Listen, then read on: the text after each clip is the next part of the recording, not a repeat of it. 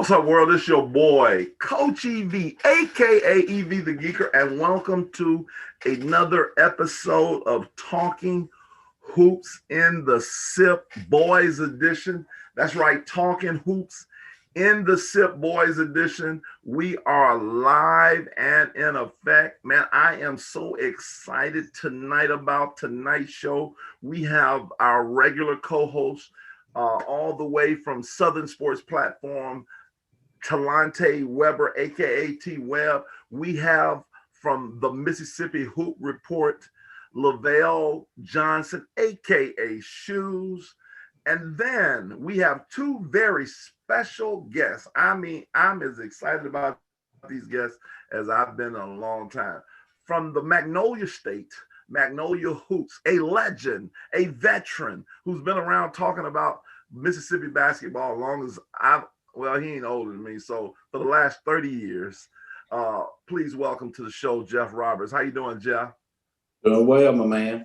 And also on the show tonight, because we're going to be dealing with some things with coaches and talking about colleges, we have one of the hottest young coaches in America. He has been on national platforms. He's turned a program that hadn't won a lot of games. They started winning the games. He has made them relevant again. Please welcome to the show, Hines men's basketball coach, Yusuf Fitzgerald. What up, Coach?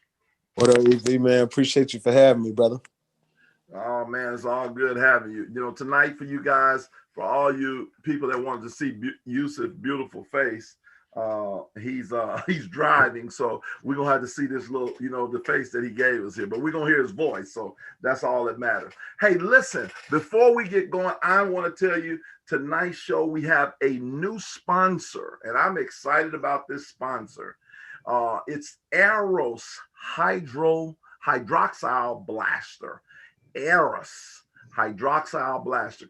I need everybody on this right here in my panel to say Eros. Eros. Can y'all say Eros? Eros. Eros. Eros. Eros. That sounds exclusive right there. That's right. Eros. So that's going to be the thing where everybody be like Eros. The Eros Hydroxyl Blaster. It is the first air purifier scientifically proven to reduce COVID-19 on surfaces. And so you know how important, how bad it is right now with COVID-19. Everybody know about it. This machine can, it's not proven 99% effective of knocking COVID-19 out of buildings and different things like that. But hey, for more information, you got to call my guy. He's my guy and he's my friend. And you know what? Because I made a mistake and didn't have it written on my paper, I have to look at his number. There it is. Call my guy, Jason Hubbard, at 601-454-8678. That's 601-454-8678. And he will give you the information about the Eros Hydroxyl Blaster. Thank you for being our sponsor tonight. Listen, man, I want to jump right in. We have a lot of different things that we want to talk about. One of the reasons I brought Coach Fitzgerald on is to talk about we're going to talk about I think it's a big deal where we have a lot of transfers happening in colleges today. And so what happens is I hear a lot of people, always blaming kids, why the transfer portal. We have 800 kids, man. We're not teaching them to stay in school. They should stay. And so what I want to do with our panel tonight, the first question, and we'll let Yusuf answer this question last. But our first one, when we deal with this tonight, talk to us, we'll start with you, Talante, concerning what you think about when it comes to the growing transfer rate, and should all the blame be on the kids? Should all the blame, let's talk about that point there. Should all the blame be on the kids for this transfer thing? I don't think so. And it all starts with high school AAU. Me personally, I've been around college players on college teams, high school, AAU teams. Me personally, I think it's a fit matter. You know what I'm saying? It's a matter of fit. Sometimes you can go to a high school where you might not, you might have to wait your turn. You might not see the floor until you're a junior or a senior. Me personally, for player development, I don't know how good that is. You know what I'm saying? Especially if you don't go to like a super duper high school within your state. Like if I'm in Mississippi and I got to wait until I'm a junior or a senior to play, how good am I really? You know what I'm saying? How good are the people that are in front of me? So if I can transfer and get to play, playing is a big part of development. So if you're not playing, how good can you get? You know what I'm saying? You're not getting the game reps. You're not getting the experience. So if you can go somewhere where you're guaranteed to play, I'm all for you leaving to play at any level, college, high school, or AAU, because like I said, playing is a big part of development. So in your mind, with that mindset, you don't feel you're teaching the kid to fight through the adversity of not playing, and he should be able to just move on. Oh, absolutely. I mean, that's just like, let's take adults, for example. If I can go get a new job, you know what I'm saying? Are you going to judge me for leaving to get a new job that pays more, better benefits and everything like that? No, you're not. College coaches leave all the time for better jobs. You got low major, mid major guys. They can get a high major job. I'm pretty sure they're not going to wait and be like, oh, I'm just going to sit around and, you know what I'm saying? I'm so loyal to this school, I'm just going to stay. It's not going to happen. So you can't judge the kids if they can go somewhere and better themselves, because you only got 4 years. Some guys stay a little bit longer, but that 4 years does roll around quick. So you could find yourself not playing for a long time. You might not even touch the floor. So if you can go play, a lot of kids who love the game, they want to go play. So if you can go play, by all means, I say just go for it.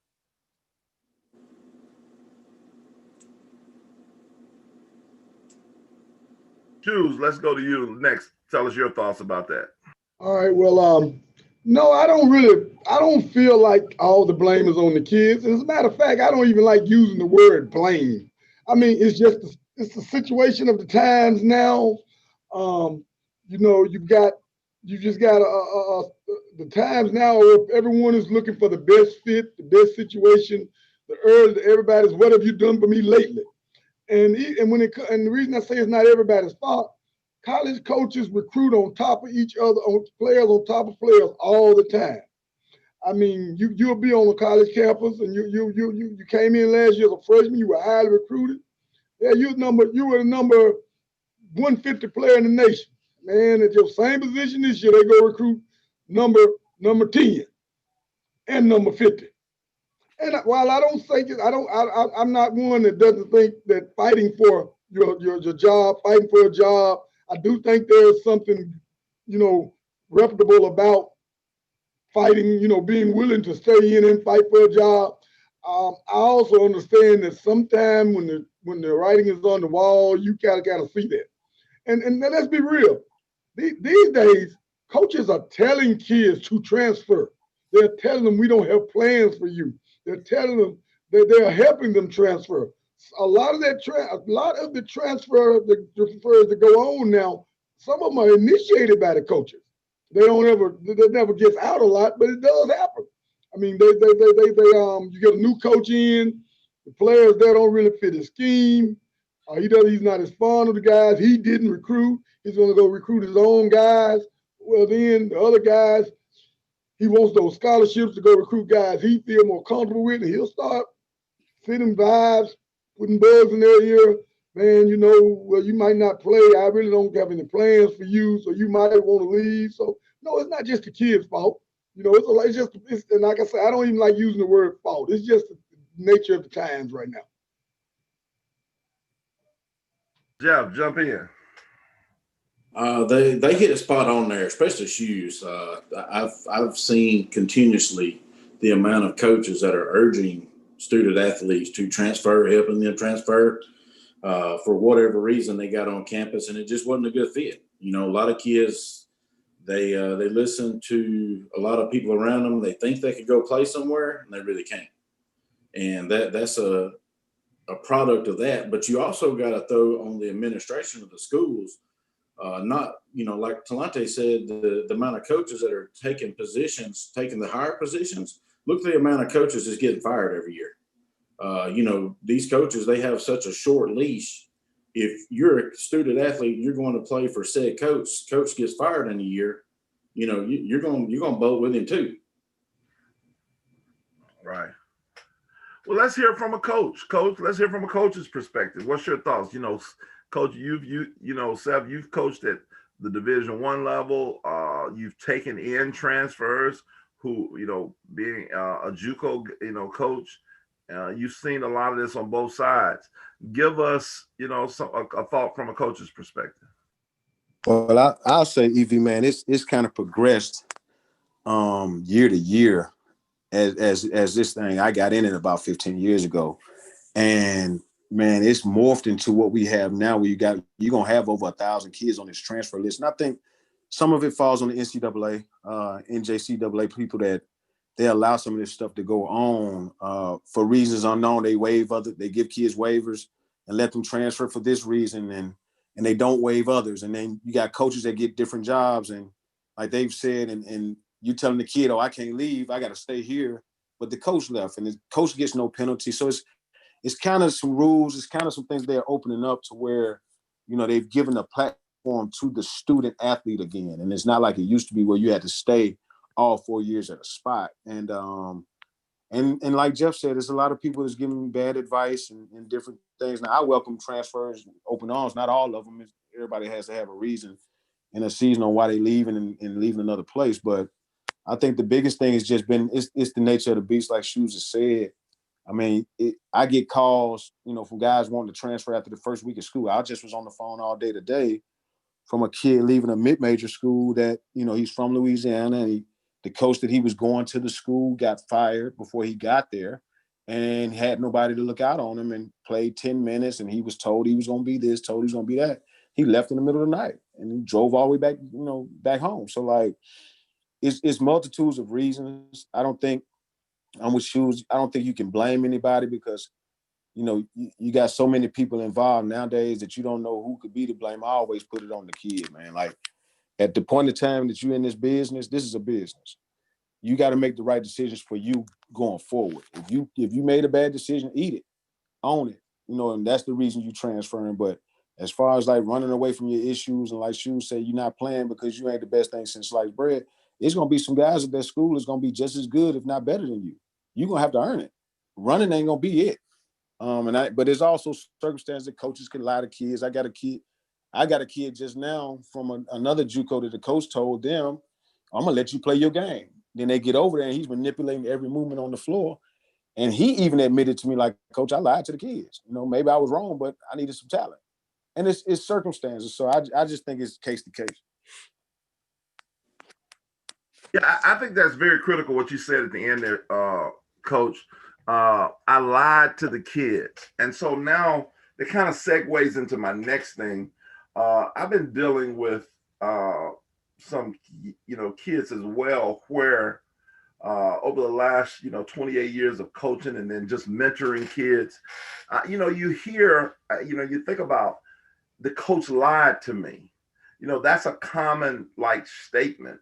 And I think it's important that as a coach, and as we talk about adults, and we always have this expectation for young people, we have to. I think integrity is important on both ways, as far as the coach and the kid. So here you got this kid has been told he's gonna let him play your game, and that's all relative, because coaches can feel like, as a kid, you can think your game is one way and the coach can think another way. And I think it's very important to be clear.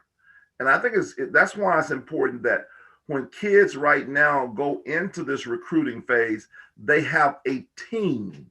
See, a lot of people, even outside of the parents, they have, if Shoes is, if I'm, Shoes is, I'm gonna use Talante because there's no way I can be Shoes' dad. If I'm Talante's dad, and I'm the uncle. I'll be the uncle that helps with the choice. Yeah. If I'm taking Talante into a situation and saying, we're looking at several schools, well, sometimes the parents, if they played and gone through it, they can do it. But then sometimes they need a person, maybe an outside person, who can make the coaches accountable. So with that being said, how talk to us a little bit. Everybody just maybe chime in on the importance of integrity between coaches and players. We'll start with you, Jeff. What's your thoughts on, as far as what's some of your thoughts on and the integrity part between a coach and a player? Well, I'm trying to rack my brain here and try to figure out where you're talking about from the player's point of it. I mean, unless you just either or both.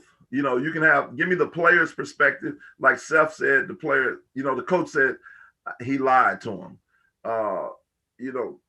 Just your thoughts on, just if you have any thoughts on either or from an integrity standpoint on either one. Yeah, okay. As far as the players go, I don't see a lot of that going on. Maybe unless they doing a little something on the side, ain't been, out front about it with a coach. But I see a tremendous amount of coaches telling the kids what they want to hear, filling them full of crap, telling them they're going to be the star. You're going to get minutes next year, just to get said player in. Or I've even seen some situations where coaches recruited kids to get their friend to come there. And then once they get both of them locked in, get both of them on campus, then tell the other one hit the transfer list. And it's a part of coaching, man. College coaching, if you ain't lying, you ain't trying. And I know Seth, Seth's a good dude, man. He's my guy, but there's an extent to you gotta tell a little bit, tell them what they want to hear on every end. If not, you ain't recruiting too well. I mean, Seth, I gotta let down. Seth, we gotta talk about that. I can't just let that one go. If you ain't lying, you ain't trying. Now that we need to put that on a t-shirt. Like, come on, man. Seth, talk to us. Seth, talk to us, Seth, because you're a former athlete and as a coach. Is there some truth, in your opinion, to that statement that Jeff just made?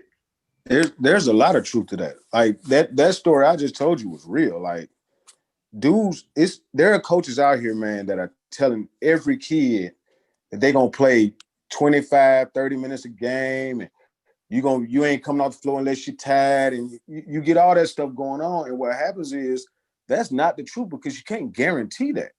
Like, one thing I pride myself on is not getting into that realm of coaching where I have to lie to guys. I'm gonna tell you the truth, whether you like it or not. You come here or you don't. That's up to you. I'm gonna give you the truth. I'm gonna tell you what you are and what you can be. I'm gonna tell you that you have an opportunity to play here, but the opportunity lies from what you do with it. Like, you're gonna have to prove it and you got to earn it. A lot of people they're not doing that way. That's why there's a lot of transferring EV off of that, just off the lies, because you can't guarantee that a kid is going to come in and work hard and play the way you expected him to play in your program, because you've seen him in high school. That's high school, Division I, NAIA, JUCO, Bible colleges. Them dudes are playing basketball. You playing against some grown dudes. So it ain't guaranteed that I can put this freshman that's coming fresh from high school that haven't lifted weights like he's supposed to, hadn't gotten the gym like he's supposed to, hadn't done the things that he's supposed to be better, but we telling him what we're going to be able to do for him. That's unrealistic. Okay, and great. I'm glad you said. I'm glad. I don't mean to cut you off. I am so glad that you said that, Seth, because I'm finna go. We finna have this is where we finna shift, and I want y'all to jump in with this, but I gotta say this. I believe that I disagree with the statement that you just said. When you said, and I'm glad we can tweet, I want to talk about this, because this is one of the statements that some coaches who are geeking on the integrity piece, that we can't guarantee it. That's not true, because Cole Anthony, I'm going to use him for North Carolina, for example. We just use him as a freshman.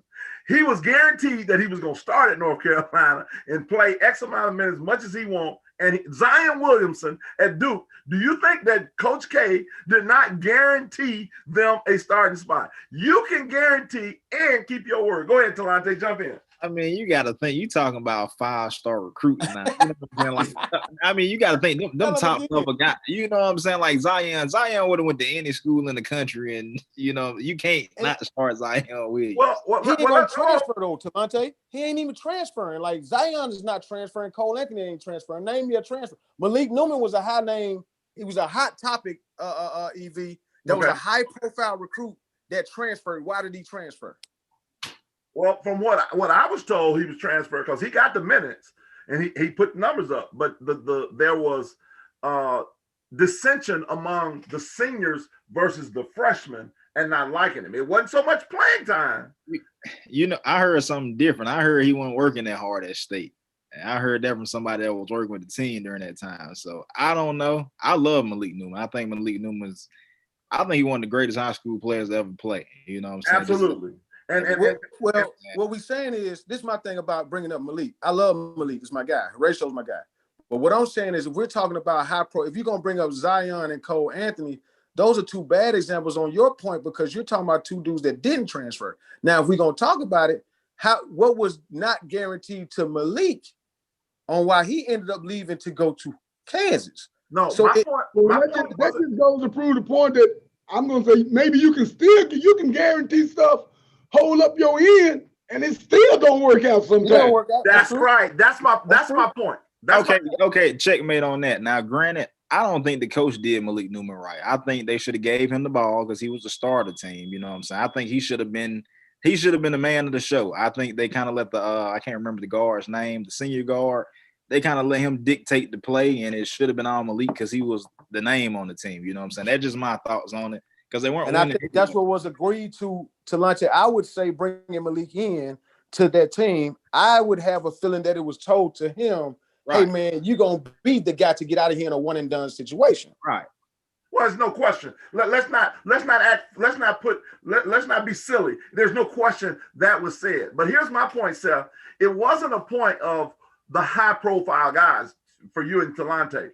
It's the point of you can do what you say you're gonna do, regardless of what level they're at. Let's take Ja Morant, for example. Ja Morant, we'll just use him at Murray State. I'm guaranteeing somebody had to say something because as a parent, if you go in and say, I know of situations, and coaches don't like this, when you say to them, I can give you an example for me. There was a kid that we talked to a specific coach, and we said, we're looking for a situation as a freshman, he can play X position and he's going to get 25 to 30 minutes a game. Well, when you have a player and you want this kid, and I'm marketing him, and if you don't want to do that, then that's cool. Just tell me, EV, I can't promise you. And then what I'm going to say is we can't come there. And that's okay. We're both happy. But when you tell me he's going to play this position, he's going to start and play 25, 30 minutes a game, I'm expecting you to do that regardless of he was told he was the best conditioned freshman he ever had ever had in his program, all that.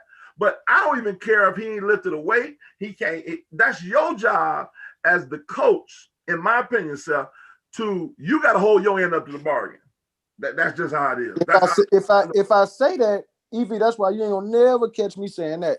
If I say that, I gotta hold that. See, that's the problem with that. Like, and see, my thing is there's so many variables that come into play when you get a kid, because I'll be honest, and I ain't been 100% batting or 1,000% batting with getting these kids and recruiting them and getting them to the program. Because some kids I thought were this, and they didn't live up to their end of the bargain. So like, I can't sit here and say, oh, I'm gonna leave you out there and you ain't living up to your end of the bargain. You got to sit down. I don't care how it's been. Like, at the end of the day, if you're not holding up to your end, we can't let you sit out there and shoot blanks. You know what I'm saying? That makes no sense for the kid or the program. It's not going to work out. I agree with that. That's a great point. I think one of the things that is crucial to what we're talking about, though, is, first of all, we all got to understand that this is a business. From the coach's point of view, I don't think enough parents and kids understand that it's a business going in. I don't think that they have enough, that they ask all the right questions. Like you said, you went in, you knew what you wanted for that player. And that was great. But not enough people have people backing them or in their corner or in their, in their circle that knows how to approach coaches. Because let's be for real, a lot of people, a lot of parents, a lot of parents are fans. They think these coaches are God's gift. They're coming in the house to recruit their child. So they in all the coaches. And I'm going to take an example of a kid that in the state that played in high school. He was highly recruited. And he got there. And he didn't last a semester. And after he got there, he was mumbling out the word about his time. And I remember the coach came out and said, "Man, we working out. He don't look like he done never lifted a weight." Well, truthfully, he probably had never lifted a weight in high school. He was just naturally talented. I think coach knew that, but that was said to cover his own behind. And this is what I think was said in that house. I don't think he went in that house and told that kid, "You're gonna play 30 minutes." He went in that house and told this kid, "I can see where you'll have a chance to start. I can see where if you come in, man, you'll have a chance to play this many minutes. You'll have a chance to start. We lost a bunch of people last year. We got minutes available, blah, blah, blah, this." That's not guaranteeing anything, but that's telling them they'll have a chance. Then when he gets there and he can't hold up, he's mad at the coach. They're saying it's the coach's fault. Well, it just was a bad situation. But I don't think he lied to the kid when he told him that. If that's the way it went down, that's the way I imagine it went down, the situation I'm talking about. Jeff probably got a good idea who I'm talking about. I do. So I'm just saying, it works different ways. It works different ways. It ain't always a straight lie.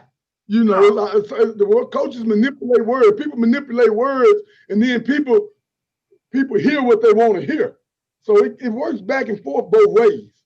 And the thing is this, and my point is this: I'm cool with and I agree with you, Sal. There's you're exactly right. As you said, you can't have them out there shooting blank. So you may have to go against what you said, but don't be upset at me when I come back to you and call you out, because whether it was shooting blanks, my guy didn't do his part, as you say. You said that because, and my thing was this, we also said in this situation, you're going to live with his mistakes as a freshman, because we all know that as a freshman, it is that learning curve. But he was your first recruit. This is what you want. Man, we got to have him. Man, Evie, I'm going to live with his mistakes.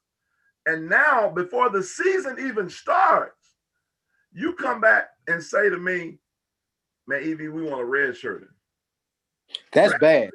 You went from 25 to 30 minutes a game to red shirt? No, that ain't what we talked about. Now that EV, that's bad. Let me be honest. And I don't care what coach says, whatever. This, matter of fact, you and I know of a situation that a kid got done like that I was just recruiting. So at the end of the day, if you telling, like I tell anybody, I'm gonna tell you on your visit and on that phone exactly how it's gonna go down. If it goes any different, hold me to the law, all the way to the law. If it go any different, hold me to the law. I had a kid that I was high on EV. I thought he was gonna play. He was gonna be my point guard. Blase skip. Shoes, you know who I'm talking about. When we got him in here, he fooled, himself too, because I put him in the game. You know what, man, going out there, I know you can do it. I believe in it. Turnover. Oh Lord Jesus, don't leave him out there, because now you're talking about the kid's confidence on leaving them out there. Now, a lot of people say, yeah, play through your mistakes and blah, blah, blah. But EV, we all know how fragile a child can be in his age. And in his confidence in that game, EV, from being a professional, that's really the only difference when you're talking about going up levels, other than strength and conditioning and all that stuff. But it's really just believing that you can do it and you done done it. Now, everybody can't believe it and achieve it like we think, but you know what I'm talking about, EV. Absolutely. And in this case that I had, when I went to the coach and said, "Hey, man, we're going to have to go ahead and make a move," he goes off on me. That's You wrong. teaching the kid to quit, blah, blah, blah. I said, whoa. I said, wait a minute. You're not teaching him to keep his word. And I said, well, you didn't keep your word now. And then I threw some other stuff that, I knew some other stuff. I knew where the skeletons were buried. And then he's like, well, I understand, EV. You're right, EV. I mean, he's right. You're right, man. Whatever I can do, man, I'm sorry it didn't work out, this, that, and the other. And that guy right now is my guy. He's a good coach. I like him. But at the end of the day, stuff like that happens. But I just, you can say what you want. If you say you're going to do something, I don't care. You got to do it. I'm not. I mean, touching back on that, you know what I'm saying? Because we were talking about Malik. That's a perfect example because we are a Mississippi school, Mississippi guys. So, I mean, even with Malik, even the integrity of the coach, you know what I'm saying? Me personally, I think him staying here was big because it opened the door for a lot of kids starting to stay in state. You know what I'm saying? Top recruits staying in state like he did. Trae Young did it. Anthony Edwards did it. He stayed in state to go to school. I think it was a great thing that he did, but also being the coach, I think he should have pushed him a little bit more because in the end, he cost Malik Newman, you know what I'm saying, millions of dollars to make it to the league. Now, say Malik Newman go to Kentucky that year with Briscoe and those guys. That's right. He's a top 10 pick, you know what I'm saying? So him not really giving him the keys to that team, you know what I'm saying, it really cost him in the end, you know what I'm saying? Like he did them a favor by staying at Mississippi State. But they didn't do him a favor in return, you know what I'm saying, for being there. And that's just my thoughts on it. I mean, that's not a bad thought. I can understand it. Now, I also think that in that case, I thought I watched Malik Newman since we're bringing him up in the 8th grade when I first saw him. And I'll tell you a quick story.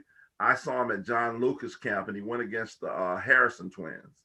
And at that point, I remember telling people I had seen one of the greatest scorers of all time as an 8th grader. I said, and I wasn't back living in Mississippi at the time, but I always have been, because I was born and raised in Mississippi, wherever I was, I always looked back and watched, Mississippi guys, the Hollywood Robinsons of the world, Monte Ellis, Chris Jackson, you name it. I was a Mississippi guy. I was proud of our state. And I remember being on the phone with a friend of mine from Indiana and Audie Norris, the great Audie Norris, that played at Jackson State and played with the Portland Trailblazers. I said to him, I called Audie Norris on the phone to verify with my friend. I knew Monte had just scored 72 points, in a high school game. I'm sure y'all remember that. I said to him, Malik Newman, don't be surprised if he scores 100 points in a ball game. I said, don't be surprised. I made that statement. And Audie Norris, you know what he said? Because, just like you just look like that to Lante, like, wait a minute, EV. Because you had that look like, EV, you had gone too far. Audie Norris was on the phone with me and agreed with the statement because at the time, Malik, as an 8th grader, was going over and playing with his post-grad team. I thought he was that type of scorer. I thought he was capable of scoring 100 points in a game. I'm gonna say something here, EV, about the Malik situation, and him staying in state, people wanted that. I'm gonna go back to what I said earlier about this is a business. I just always have felt they made a bad business decision because I've always said that a kid like Malik that has aspirations of being a one and done, he's that level of player. No disrespect to the in-state schools. But when you're that level of player with those aspirations in that situation, you go somewhere that's used to handling a player of that situation. Got to go to Kentucky. Kentucky, Texas, North Carolina, Duke, somewhere that's used to handling them, maybe even a UCLA, they used to handling players in that situation.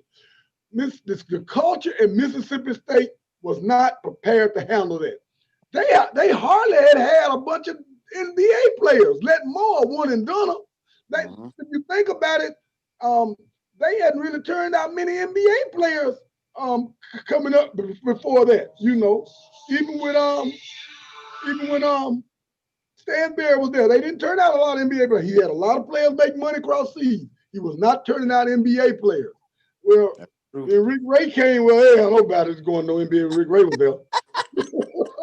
Now to be in Howland's credit, he's going out and recruited and got some guys to the NBA. That's right. Now Kevin Love, but they all went through the process. Look at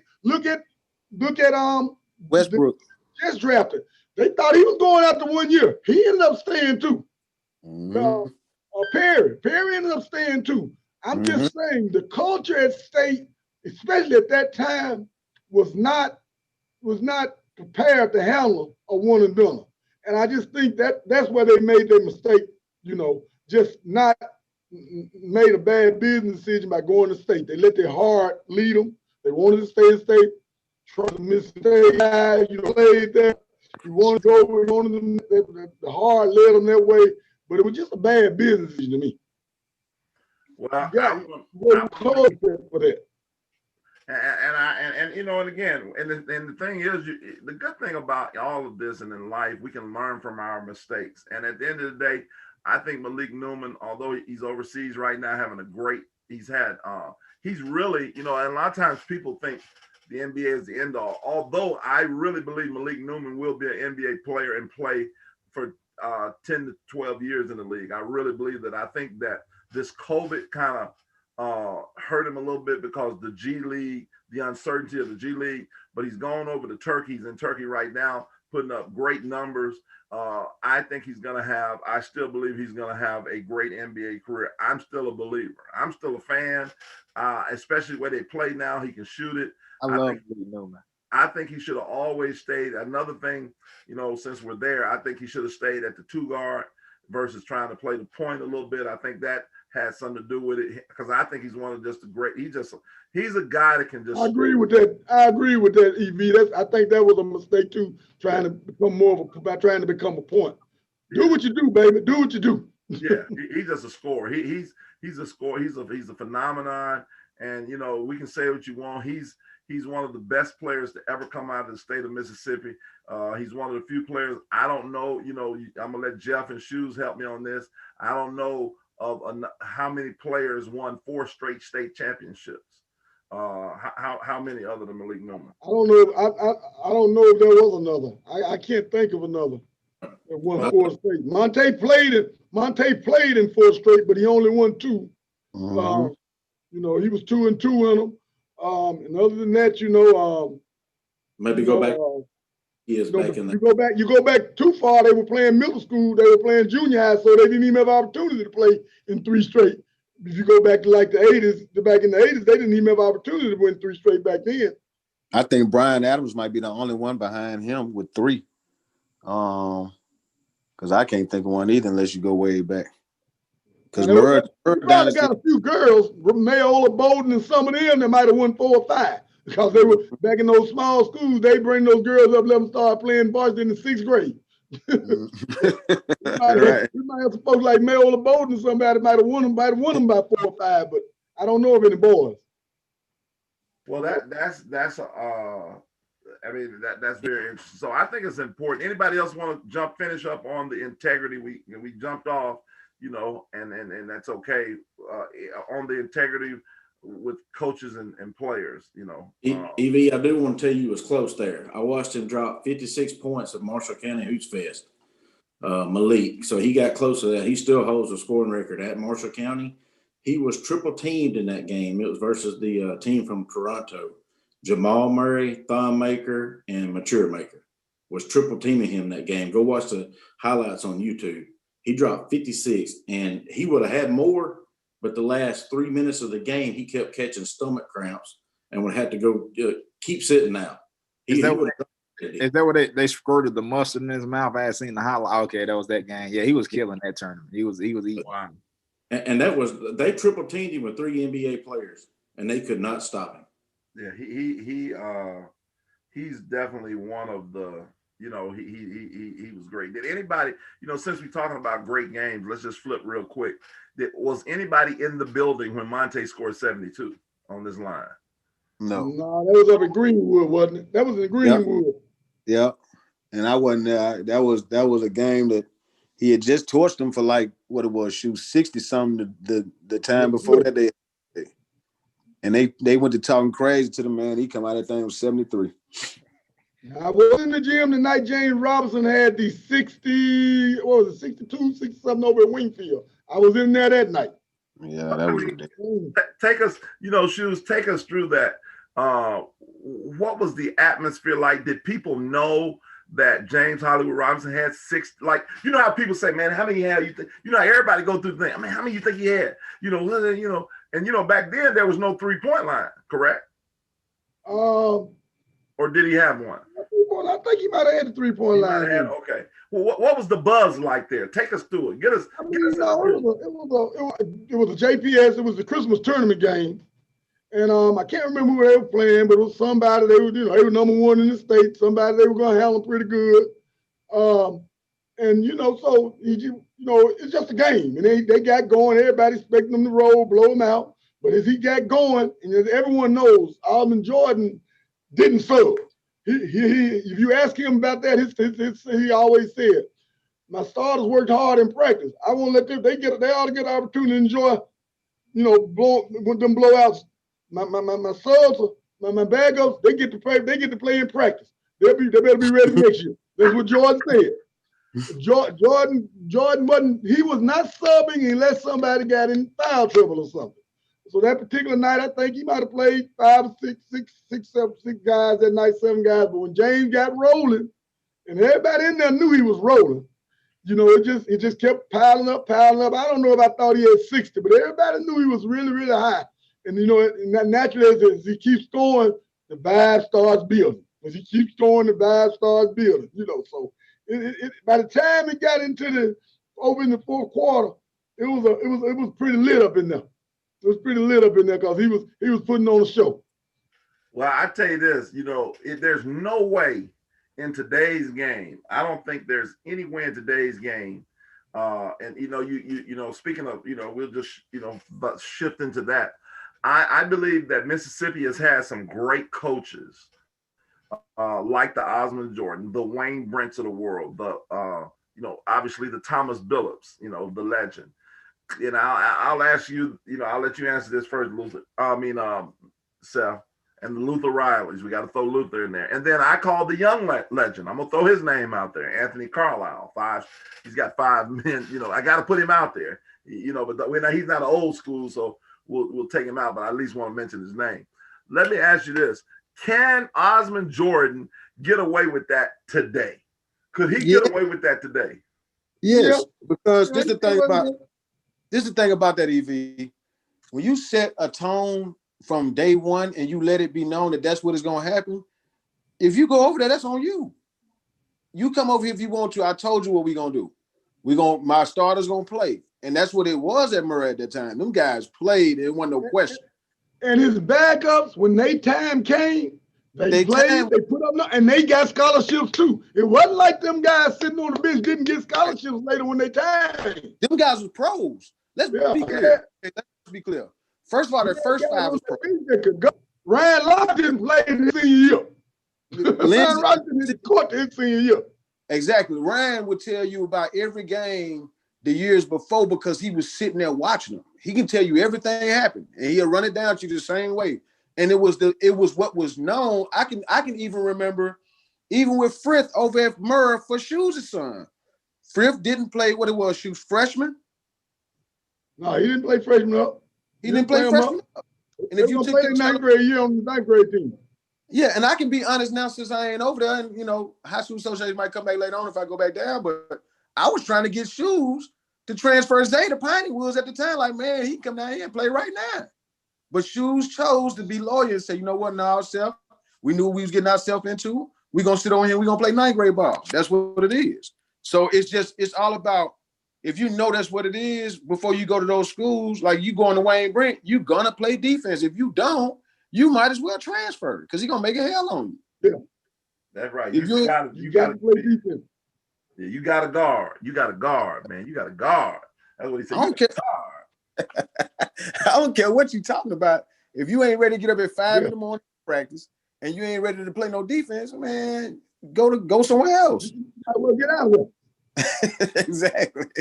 Bro, you got. Let me shift real quick. We got about 15 minutes left or so. Let's talk about our basketball pet peeves. What is something that, one thing that is like what you consider a pet peeve? Like, for example, for mine is, and to help you think about, just in case you didn't think of any. Mine is when there's a timeout called on the floor and the team walks over to the bench versus run over. No, get off the court. Man, I ain't got but 60 seconds to talk to you. And you're going to walk and you tripping? No, you got to hustle your behind up over here. So let's go through what are some of the pet peeves. Talante, we'll start with you. And then we'll go to Shoes and then Jeff and then Seth. Really, you hit my biggest one is like no walking in the gym at practice or anything for timeouts during the game. You know what I'm saying? Just don't walk in the gym, because if you're walking, you don't play basketball walking. That's pretty much the only sport where you moving the whole time. You know what I'm saying? At a quick pace. You know what I'm saying? So pretty much just no walking in the gym. Okay. Shoes. Well, the pet peeve I'm gonna go with is something as a scout and an observer that drives me crazy. I just hate watching bad basketball teams that just play, wild, loose, jumping down, bad basketball. I hate watching that. Susie, I like to see some discipline, huh? Who you talking about? Hey man, I ain't called nobody's name out now, man. Why you trying to start something, man? Man. I ain't called nobody's name out. That can be that can be half the teams here in Mississippi. I'm teasing, y'all. I'm teasing the audience. I'm teasing that, y'all. Y'all stop. I'm just joking. Joke all the time, man. I just hate watching bad basketball. I like to see teams that play somewhat structure and on court discipline. Okay. Jeff, what's your pet peeve? This is going on the scouting aspect of it, and especially the state of Mississippi, because we got our fair share of small schools. But the way that the 1A, 2A, 3A kids and a lot of the MAIS kids, the way they get overlooked.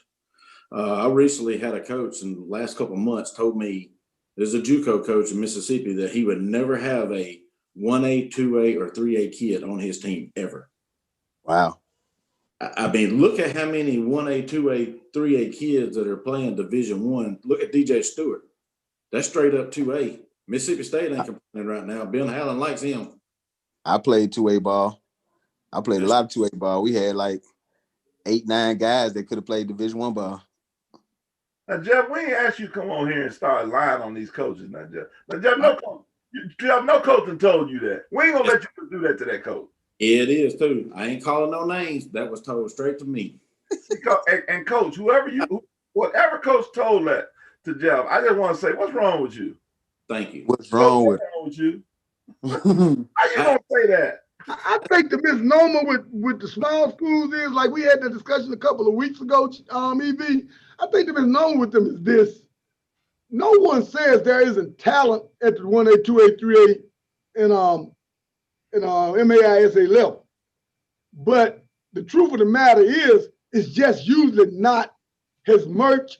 The bigger schools are going to have more talented players in one area, on one team. Yeah, there are talented players. There are definitely talented players in 1A, 2A, 3A. You made a great example there with DJ.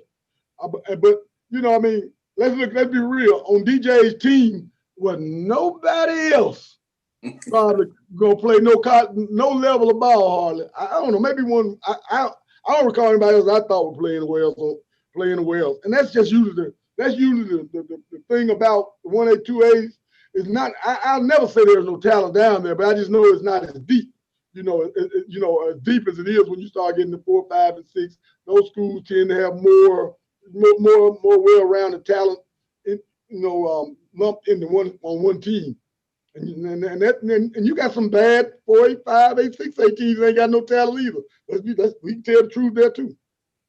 I also need to take this time. I was yelling at the screen when I watched y'all. Hey, go ahead and get them. I need to correct Shoes right quick. Okay, correct it. You talking about the 1A, 2A, 3A teams, talking about that Oklahoma team from a couple of years ago that won state championship.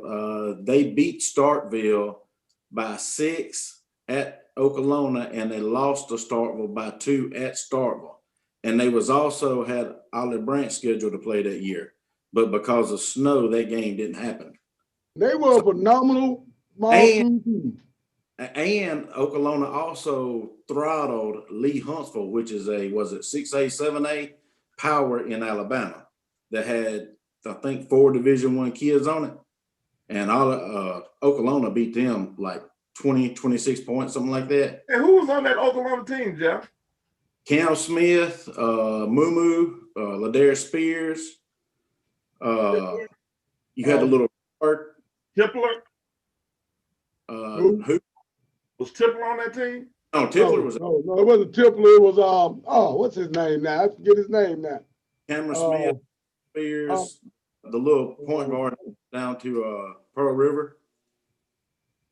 Tootie, Stanfield. Yeah, Stanfield. Stanfield. I mean, yeah, we're not gonna act like that. You don't ever have a high level small school team. I mean, that one.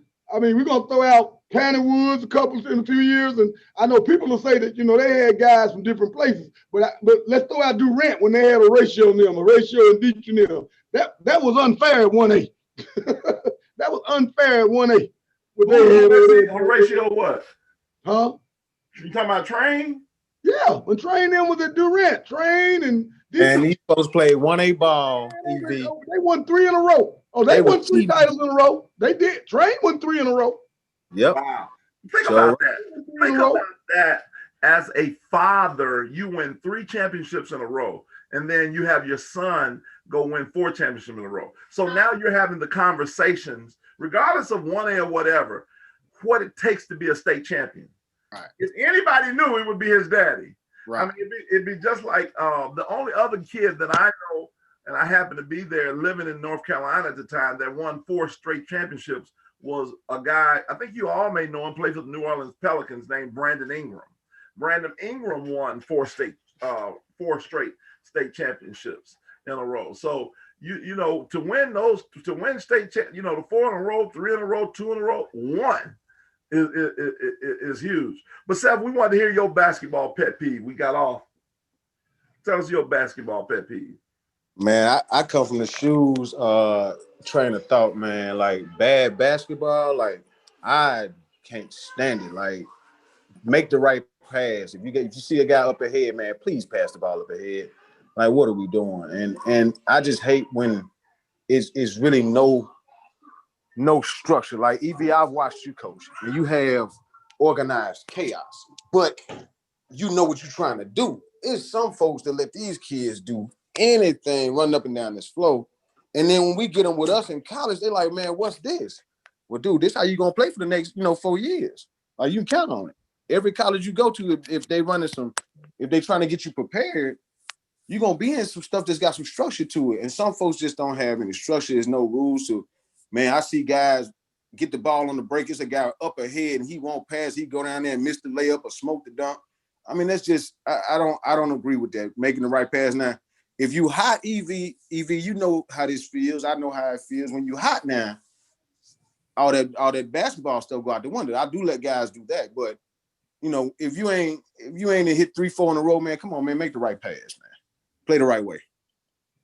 Okay, I can get with that. Let me as we get ready to wind down, and Talante, tell us some of the we want to go with some of the best performances of the week. Give us one of your that you can recall. I know I threw you on the spot there, but I can't remember this. I think this might have been last week, but I don't think nobody talked about it. No, we watched the Josh Hubbard versus Hartsfield game. Man, he like went crazy. I think he was like 34, 35. Was you there, Shoes? Oh, you talking about Hubbard? Yeah. Oh yeah, that was dang. You stole mine. That's the one I was gonna use, man. Oh, for real? That's the one I was gonna use. Yeah, Hubbard went off last week, man. He had 30. He had 30. I think it was 34. Like you say, 34 in 3 quarters. 3 quarters of play. He didn't play in the 4th quarter, and he had like 8 out of 12 from 3. I mean, he had a couple of dunks. Yeah, he had a couple of dunks in that game. He went to work. That was He was spectacular that night, man. He was spectacular that night. When you saw him there, we'll stay with that game right there, Shoes. When you saw him, because there's when we look at Josh Hubbard, who's at the end of the year, I want to tell you, if this season goes out, I'm gonna let the cat out the bag to those early. I'm gonna have what I used to do in North Carolina, what I call the Geeker Sports Achievement Awards, and so we'll be giving out some Player of the Year, Dunk of the Year, a lot of different things. We'll talk about that down the road, but Josh Hubbard would definitely be a candidate. When you talk about a Josh Hubbard, when I think about Josh Hubbard, I think about a kid who, when we're talking about playing at the small school, has gotten an offer from State, gotten an offer from Ole Miss. His comparison to me is in the State is Deshaun Ruffin. I still believe Deshaun Ruffin is at another level than Josh Hubbard. But when I look at him, he's somebody I can compare. Like, he's one of the few kids, if not the only guard in the State that I could probably compare to Deshaun Ruffin. Would you agree with that, Shoes? Or talk to us about that? Or what I see where you're going with that because of the explosive scoring ability that both of them possess, expected. And then I think we get caught up that both of them are kind of similar size also. I think kind of playing in the mindset. But that size and the explosive scoring ability is they're really different players. Josh is much, all coming up, even though Deshaun shoots it pretty good now, I wouldn't call him just a straight three-point shooter. He uses his speed, gets to the rim. I think Josh is a little bit better shooter, but then they both have those strong bodies. You're right. They have those strong bodies that they know how to use. They can take bumps and finish in traffic. I think that Deshaun is a little bit better off the dribble with changing direction, and Josh is a little bit better of a shooter, but still, I can see where you're going with that comparison. I definitely can.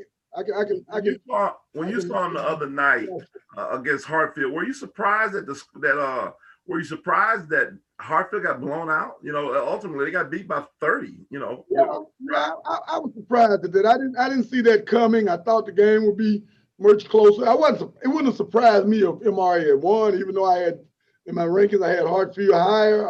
It wouldn't surprise me. I know MRA is going to be well prepared. Coach DeWeese is going to do a great job having them having them prepared to play. They're going to play the right way, and all of that. So if they had won the game, it wouldn't have surprised me. But yeah, for them to manhandle them like they did was really surprising. I just, Hartfield just never could get in a groove. DeWeese had a great game plan for them and everything. They just never could get in the groove. I blame y'all. You know what I'm saying? We on that last week talking about Hartsfield versus was it Jackson Prep? Yeah. We just skip over the game. Yeah, that had something to do with it now. We just skipped over that game, but touching on it, I was surprised because Lake Comeran was a really good team that Hartsfield lost by like 10. So you know what I'm saying? I was surprised that the game got that ugly. You know what I'm saying? I thought it would have been like a 5-10 point game either way. So I was absolutely surprised from watching the game on TV. I was like, dang, I don't know what happened. Well, you know what? I got a team that's used to being there against one that's kind of up and coming. Okay. Let me ask a question. It just came to my mind, and I'm gonna let you got Jeff and Self, and because I don't know if Talante was around, so I don't know if he can answer this question. So I'm gonna let the Mississippi veterans answer this one. One game to coach. You got Coach DeWeese, 1,000 wins versus Thomas Billups. They both can pick their team. They can both pick their team. Who wins that game? Billups. Thomas Billups. I ain't going against Coach Billups. Billups, man. Billups, that guy that can take. Billups, that guy that can take his and beat yours, and take yours and beat his. And beat his, exactly. You ever heard that saying? The guy that can take his and beat yours and beat his. That's Billups. Man, I played against Thomas Billups in high school when he had Jerry Nichols, man, in the original Dog Pound. We lost, and we didn't lose a lot of games in high school. And that was one of the better coached, toughest teams that I had ever faced in all my years of playing in Mississippi. that team was one that I can say, yeah, they got us. And they got us like, it wasn't like, oh, they did this or this happened that night. No, we was all full strength. Everybody played the whole game. Didn't nobody foul out, if I remember correctly. And man, it was tough. It was tough, man. He was always prepared, and his winning percentage tells it all. And then he left Lanier, went to Oak Grove. That's what people don't talk about. Billis was at Oak Grove before I think Broomfield won the shoes. He was there for a year before Broomfield. And had that thing turned around then down there. And then now he's over at my alma mater at Tougaloo, and he didn't continue to win over there, with which they said he wasn't going to be able to. I think it's a tragedy. And I don't know, no disrespect to Wayne Brenton. I think he's doing a great job over at Jackson State now, but I think Thomas Billings at some point should have got a shot at that job. Or at least, if nothing else, he should have got a shot, at Alcorn or Valley. Yeah. For that matter. He should have gotten a shot at some state school with his record. But it's amazing how quick you guys didn't hesitate. You're talking about a man, Coach DeWeese, who has over 1,200, 1,300 wins, and you're saying that 8 balls, man. Stop. Man, DeWeese got out at the 5'8", 6'8" level. At the 5'8", 6'8" level. 8 of them, dog. 5'8", 6'8" level, baby. 8 EV. I don't care how you spin it. 8. My coach was a great coach down at Piney Woods, John Neal.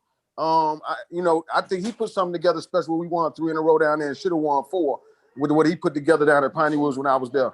But I'm 8 championships is hard for you to argue, man.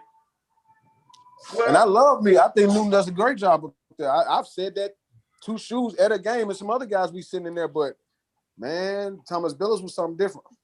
And don't get me wrong, I think DeWeese is a great coach. Like I said earlier, he's gonna have them prepared to play, But if you just ask my opinion out of those 2, like I told you, man, I have the utmost respect for Coach Billis.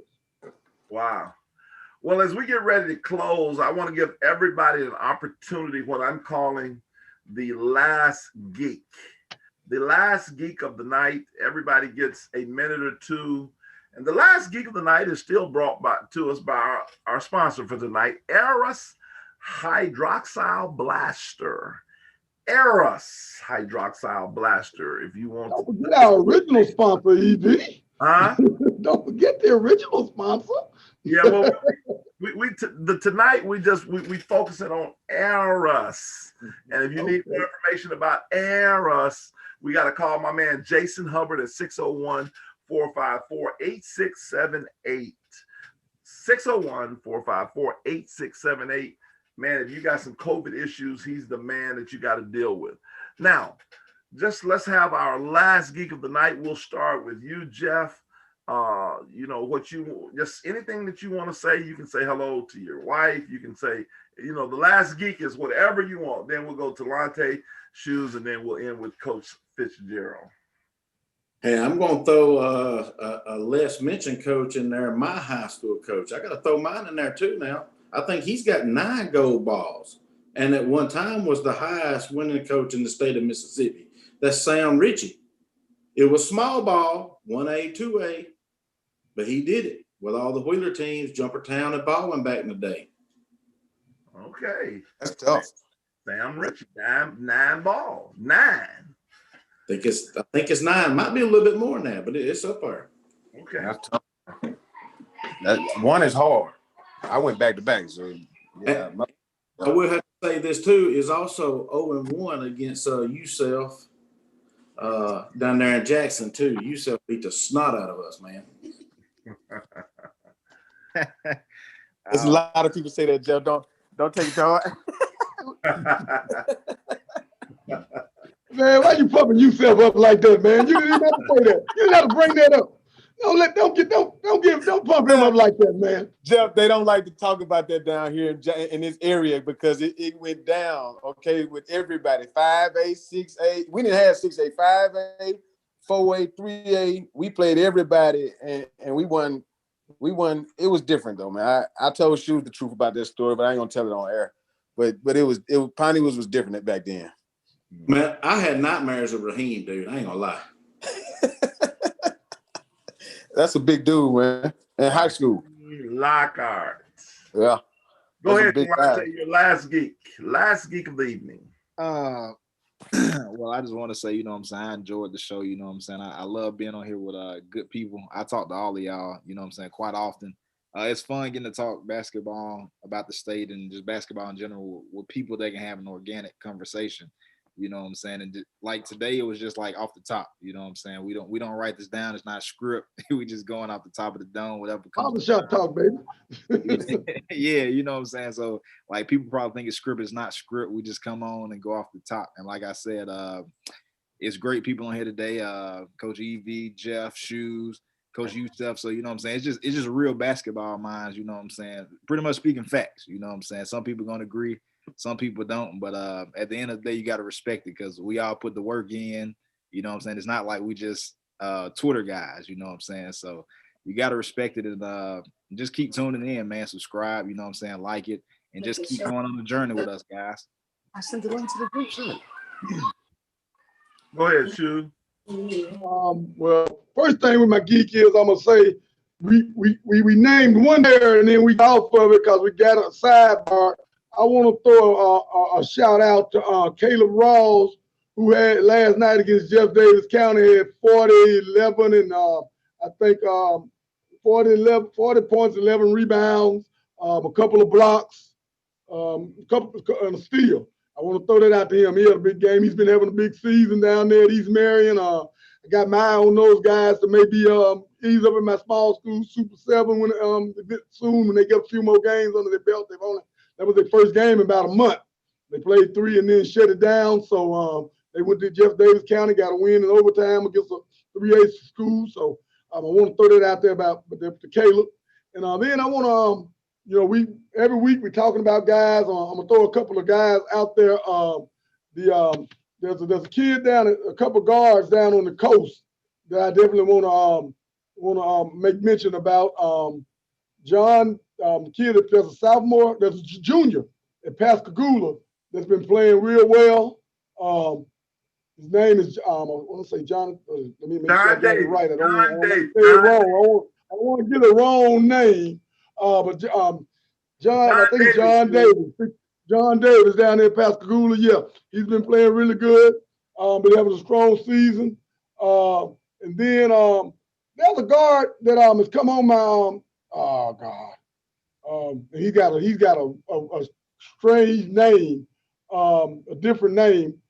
There's a kid at Hancock that's been playing really well. I just want to throw it out there.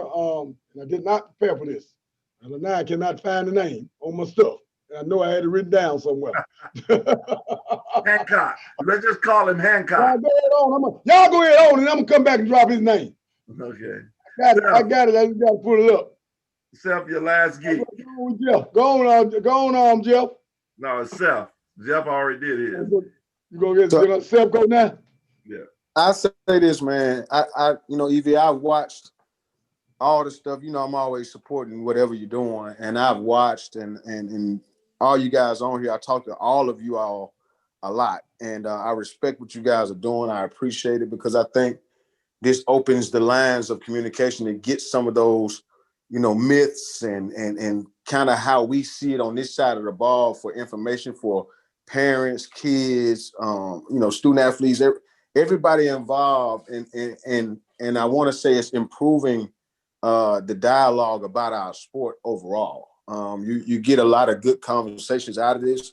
Y'all are having great moments where you got the kids chiming in. Y'all had, I think y'all had Cam and my boy Jonathan Lucas on last time, and they were going at it in the chat on the last one before that.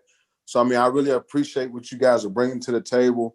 You guys always do a tremendous job, and I don't know. I know y'all don't get told this a whole lot. And I appreciate you, man, and thank y'all, man, because I know most folks just use your asses up. Oh, I'm sorry. Use your behinds up, and my bad, EV. I'm so sorry.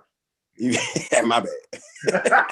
Go ahead, Drew. Whoops. You know what I'm saying? But I know they use you up, and nobody takes the time to tell y'all thanks, man, because people don't realize y'all got families. Y'all have other things to do outside of helping their kids get on, man. And little do they know that it goes a long way, because I value y'all opinion, each and every last one of y'all on this phone. I'm going to say on this Zoom now because I call y'all all the time. So I just want to say I appreciate it, man. Everything y'all doing. Appreciate you, Coach. Appreciate the love. Let me jump back in. The young man at Hancock is Constantine Morant. He's a 6'2" senior guard, and he's been playing really well down there on the coast. I've heard a lot of good stuff about him. So I just wanted to throw him out there. I've been checking on his stats and everything. He's having a pretty good season down there for Hancock. Got a lot of ability. Yeah, he just those two kids you talked about, Shoes. Matter of fact, I saw Constantine at a workout that Kelvin was doing here in Jackson. He's just got I tweeted out about him, and he just got an offer from Colin. Okay. He's a 6'1" guard. He can play. He's played multiple positions. He can play. He's a combo guy. And then it's interesting. You said John Smith. I was gonna mention him too. He's at Pascagoula. John Davis. That's what I meant.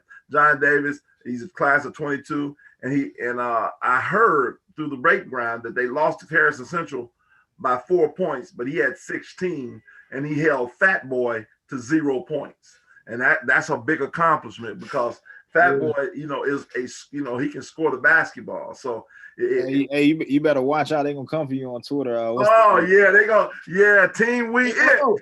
Hey, it's back to 7-3 now, guys. 7-game winning streak. You know I gotta throw that out there. You gotta get your former #1 team out there. Hey, they might have started rough. They ain't as bad as everybody want to make it be. I had forgot to shout somebody out. I didn't know who was doing that, but shout out to Kedrick Osby. He been scoring like crazy. He had 26 one night, 16 the next, and he had 19, 10, and 4 last night. You know what I'm saying? He just a sophomore as well. He been killing the 3 balls. That game he scored 26. He had like 6 3-pointers. So he's really improved a lot. I think he's gonna be one of the next big time players that we have inside of the state as well. Yeah, Agreed. And he had 16 and 8 and 4 assists against Harrison Central. So he's no question. Kedrick Osby is somebody definitely that is on the rise. And it's interesting. All the guys y'all was gonna shout out, those are kids I was gonna shout out tonight too. So we all on the same boat. So anyway, man, again, thanks again for everybody coming on. And for Talante Weber, Jeff Roberts, Yusef Fitzgerald, and Lavelle Shoes Johnson, I'm EV, aka EV the Geeker, saying good night, and we'll see you guys the next time.